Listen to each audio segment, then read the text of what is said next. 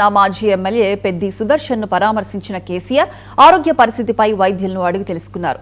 కుటుంబ సభ్యులతో కూడా మాట్లాడి ధైర్యం చెప్పారు.